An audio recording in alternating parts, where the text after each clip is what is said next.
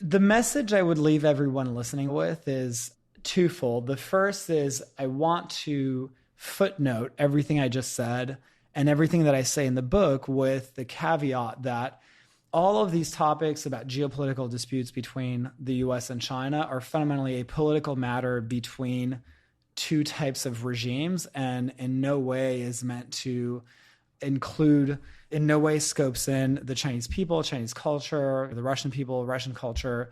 Chinese culture is an incredibly historically significant, rich culture that has a very long history. And in the US, we've been incredibly fortunate to benefit from the very many contributions of the Russian and Chinese diaspora. And ultimately, it is that very open model that we have had in the US where you can come from anywhere and compete on a level playing field and fulfill your God-given potential.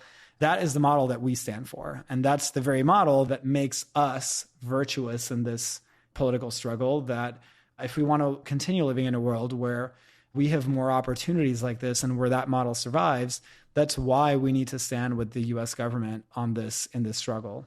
This leads me to the second point that I was going to close on, and that's that at the end of the day, there's a lot of pessimism right now going around the foreign policy community about whether or not the US and China, about whether or not it's too late for us to actually come out successfully in this struggle.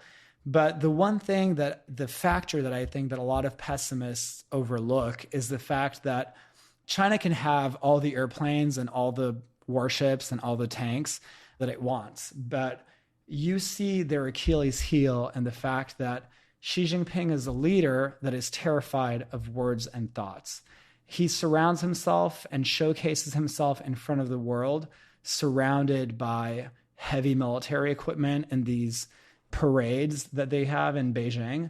But a mouse of thought and word is something that throws them in a tailspin, and they ban Winnie the Pooh on the Chinese internet, and they censor a lot of Chinese celebrities and pop culture figures because they're terrified of thoughts and words. And ultimately, what that says is that what we stand for are a set of values that are universal. I mean, America is a vehicle for them, but they're human aspirations to yearn to be free and live freely.